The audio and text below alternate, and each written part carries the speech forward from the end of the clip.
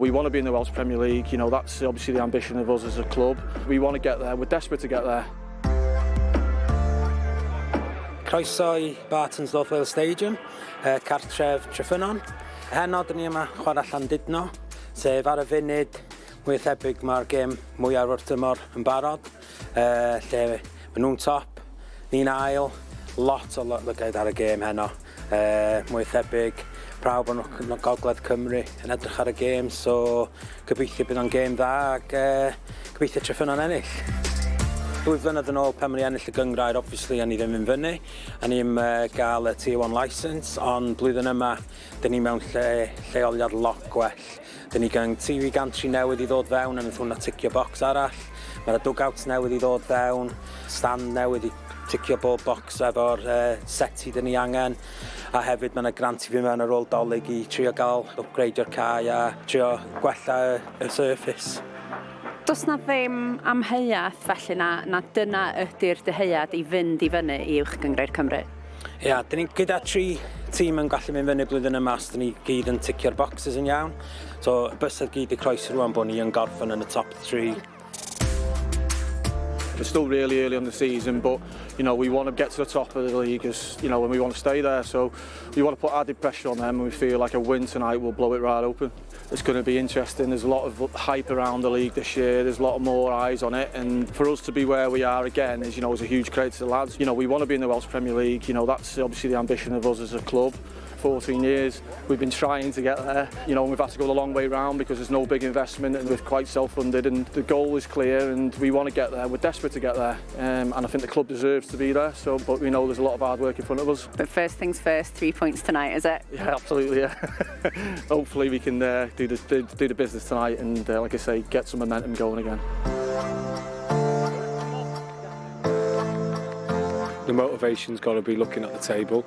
Obviously Holywell have consistently been in the top 4 for a reason, but we're fully prepared for the challenge that they're going to throw at us, and I think tonight will be quite a good test and try and show us where we're actually at.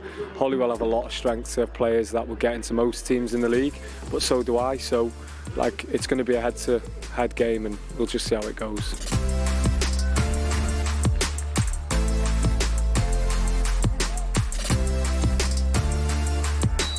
Ail yn erbyn cyntaf felly a chyfle euraidd I greu argrafft y llifoliadau. Ond teg deud mae dechrau digon tanllyd gafwyd i'r gêm.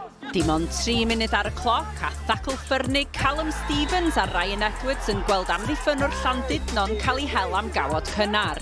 Cyn I amddiffynwr Treffynnon, Ieuan Hewitt dderbyn coch hefyd am ymateb i'r sefyllfa. Y 2 dîm lawr I 10 dyn felly. Gweithio'r ffaith fod hi'n noson oer, roedd pethau'n sicr yn poethi ar ffordd Halcyn. Rhagor o ddrama toc wedi chwarter awr wrth I Thomas Bibby lorio Adam Stevens yn y cwrt. A Mark Cadwallader yn manteisio o'r smotyn wrth I Llandudno ymdrechu I ymestyn I mantais ar frig y tabl.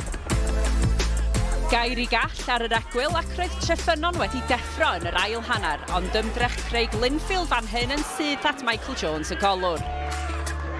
Cyn I Adam Stevens fethu cyfle I dyblu'r fantais I Llandudno lawr pen arall y cae, dim diolch, medda Danby. Gyda'r chwiban olaf yn prysur agosau, doedd Craig Linfield ddim am fethu hon. 85 munud ar y cloc a Treffynnon nôl yn y gêm, 1-1. Ond ar noson lle roedd na fwy o gerdiau coch na cherdiau dolyg, cafodd Gita Williams I hel o'r maes am dderbyn ail gerdyn melyn. Dim cyfarchen y tymor gan y dyfarnwr y tro hwn. Roedd na 1 cyfle arall I gipio'r chief point I Llandudno, ond Thomas Stevens yr eilydd yn methu cael ei hun at ddiwedd gicrydd Ben Mae'r. Rhannu'r pwyntiad yr hanes felly, ond oedd hynny'n adlewyrchiad teg o'r gêm? Tough one, isn't it? Eventful, definitely. I'll be honest, I think we were the better side. We feel a little bit hard done by, obviously. It was a heavy pitch. It felt like the pitch was massive, but the lads dug in massively, and I think we shaded it, to be honest. And when we got the goal at the end there, before we went down to 9, I felt like we were going to get the winner. Holywell are no mugs, they're a good side, they battle hard. Wasn't much football played today, so there's never going to be much in the game, but I don't think Carrots has had a save to make, to be honest, other than for the goal.